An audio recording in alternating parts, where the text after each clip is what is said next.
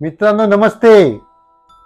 गेल्या व्हिडिओमध्ये मी तुम्हाला सांगितलं होतं की याच्यानंतरचा पुढची स्टोरी सुद्धा आता आम्हाला आलेली आहे आणि ती आम्ही तुम्हाला सादर करतोय। बरोबर आहे। ती स्टोरी आहे 3 मुलांची ज्यांना हॉन्टेड व्हिडिओज हॉन्टेड काहीतरी असं काहीतरी करायचं आणि ते तुमच्या समोर आणायचं। पण तू या वेळेला काय ही 3 मुलं मुंबईमध्येच एके ठिकाणी व्हिडिओ बनवण्यासाठी चाललेली आहेत। त्यामध्ये 2 मुली आहेत आणि 1 मुलगा आहे। मुंबईमध्ये असं एक ठिकाण आहे, या ठिकाणी खूप गर्द झाडी आहे आणि त्या झाडीमध्येच काही वस्ती सुद्धा आहे आणि त्या वस्तीमध्येच एक पडका वाडा सुद्धा आहे आणि त्या वाड्यावरती एक भूत आहे, एक चेटकीन आहे। फक्त लोकांनी ऐकलेलं आहे, समज आहे। पण हे जे 3 जण आहेत हे त्या ठिकाणी गेलेले आहेत आणि त्यांच्यापैकी एका व्यक्तीने आमच्याकडे ही स्टोरी आम्हाला एक म्हणजे आपल्या व्हिडिओच्या मार्फतीने शेअर केलेली आहे। त्याप्रमाणे तो सांगण्याचा प्रयत्न आहे। त्यांनी ज्या पद्धतीने सांगितली किंवा जे सादर केली त्यानुसार मी कळवतोय आपल्याला। बरोबर आहे, सांगतोय। तर बघा आता कसं काय ते हे 3 निघाले व्हिडिओ शूटिंग करायला। व्हिडिओ शूटिंग करायला निघाल्यानं संध्याकाळी साधारणतः 8, 8:30, 9ची ती वेळ होती रात्रीची आणि ते त्या निर्जन रस्त्यावरून पुढे निघालेले आहेत। तसा रस्ता तो रहदारीचाच आहे, परंतु जसे त्यांनी एक लेफ्ट मारल्यावरती म्हणजे टी जंक्शन आपण म्हणतो ना, तसा टी जंक्शन, त्या डी जंक्शनच्या गल्लीमध्ये लेफ्ट मारला। यांना एक्झॅक्टली ठिकाण माहिती नव्हतं। लक्षात घ्या तुम्ही, एक्झॅक्टली ठिकाण माहिती नव्हतं। फक्त त्यांनी एक सिम्बॉलिक आपण एक बोलतो ना की वडका वाडा आहे आणि तिथे झाडी आहे असं विचारत चालू होते। समोरच एक व्यक्ती आला, त्याला त्यांनी विचारलं की बाबा असा पडका वाडा इथे आहे आणि तिथे काहीतरी असं एक भूत बीत आहे असं ऐकलंय। तर समोरच्या व्यक्तीने तिथे त्यांना सांगितलंय की त्या वाड्यामध्ये प्रवेश तुम्ही करू नका। तर ते बोलले की हरकत नाही। म्हणजे ही एक पहिली घंटा होती की त्या व्यक्तीने तुम्हाला सांगितलेलं आहे की प्रवेश करायचा नाहीये तुम्ही। बरोबर ना।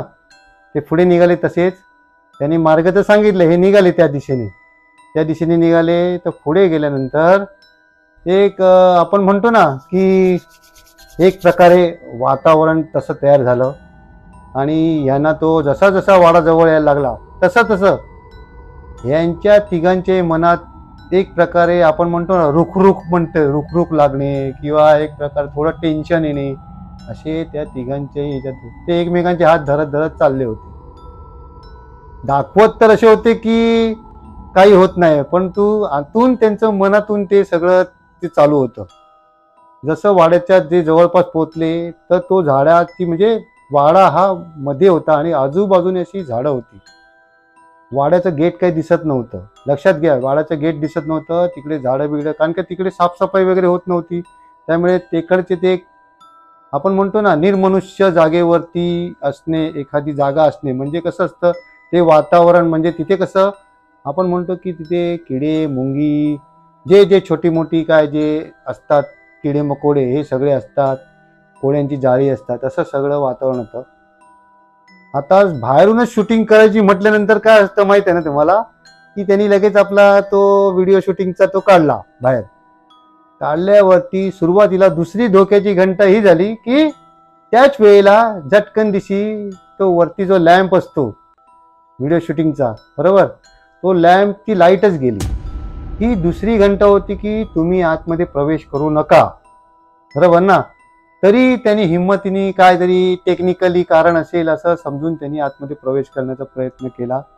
प्रवेश करण्यासाठी समोरची झाडं झुडपं आहेत ती त्यांनी बाजूला केली आणि आतमध्ये प्रवेश केला। आतमध्ये प्रवेश करतानाच लगेच वटवा गुळ मिकोळी असे कुठले आवाज आणि 1-2 काहीतरी त्यांच्या अंगावरती आल्यासारखं झालं। त्यांना भासमान झालं, ते काही दुखापत वगैरे झाली नाही, पण ते भासमान झालं आणि एकदम झटकन दिसतं काहीतरी आजूबाजूने जातंय असं त्यांना एक आपण म्हणतो ना की असं फिलिंग झाली किंवा असं काहीतरी आपल्या आजूबाजूने गेले असं एक वाटतं बघा।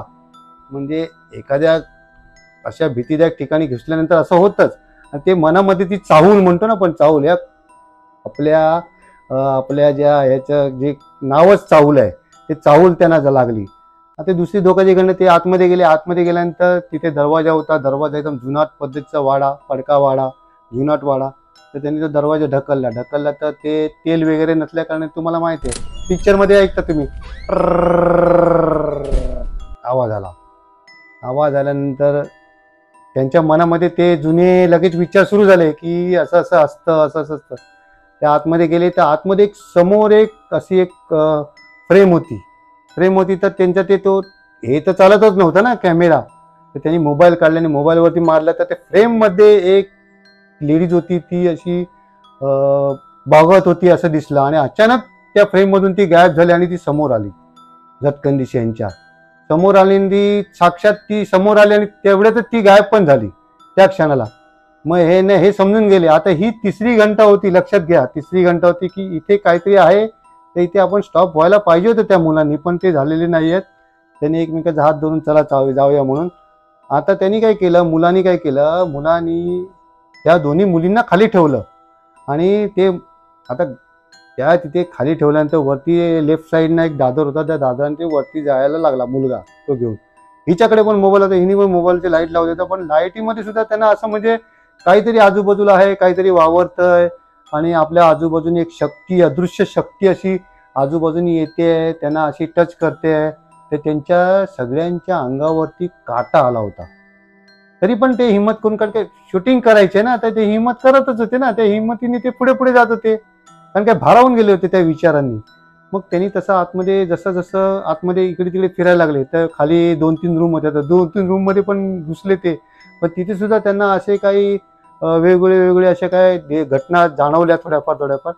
तर तो जो मुलगा होता तो वरती गेला ह्या वेळेला आणि तो दादराने वरती जात असताना दादराच्या मध्ये मध्ये असं काही ना काय कळलं. तो फ्लॉवर पॉट होते, फुलदाण्या होत्या, त्याच्यामध्ये पण काय काय आहे, त्याच्यातून त्यांना पण असं काहीतरी चिथारत होतं की असं हात बीत आल्यासारखे त्यांना वाटत होते.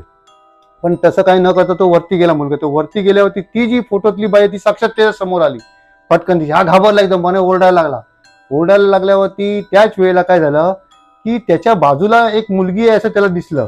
त्यांनी फटकन लेफ्ट साईडला बघतो तर ती जी खाली जी मुलगी होती ती वरती आली होती अचानक. मग त्यांची मैत्रीण ती ना, ती वरती आली. तर तिने खाली बघितलं तर ती मुलगी खाली दिसली. परत बाजूला बघतो तर ती मुलगी नाहीये. हे काय होतंय काय, एकदम भांबावून गेला तो. भांबावून गेल्यानंतर घाबरले. आता हे लोक घाबरले, आता हे येतकन येण्याच्या परिस्थिती. तर तिकडून जो दरवाजाच्या त्या दादरावरून जे आले होते, तर तिथेच एक छोटासा असा आपण म्हणतो ना की वरती जाण्याचे दरवाजा असतो, बरोबर ना, दरवाजा छोटासा, त्या दरवाजाने झटकन दिशी ऑटोमॅटिकली बंद झाल्याने हा मुलगा तिथे अडकला गेला. हा मुलगा ह्या मुलींनी बोंबाबोंब करायला सुरुवात केली, आरडाओरड केला, रडायला सुरुवात केली, पण काहीही झालं नाही. मुलगा आला नाही. शेवटी हे घाबरले या मुली आणि त्या बाहेर निघालेला. तसं तो सुद्धा दरवाजा कर बंद होण्याच्या परिस्थितीत झाला होता, पण तेवढ्यात त्या मुलींनी बाहेर निघाला. म्हणजे नशीब बलवत्तर होतं त्यांचं. मुलगा आतमध्येच राहिला आणि आजही ह्या परिस्थितीमध्ये मुलगा गायब झालेला आहे. मुलगा अद्यापही मिळालेला नाहीये. सांगायचा मुद्दा म्हणजे त्याच्याकडे जो मोबाईल होता तो मोबाईल आजही वाचतो. म्हणजे विचार करा, कोण चार्ज करतं, कोण बिल भरतं आणि तो फोन वाचतो कसा, हे एक कोडच आहे. तर बघा, सादर करण्याचा प्रयत्न केला. म्हणजे काय असतं की अशा या ठिकाणी जायचं नसतं.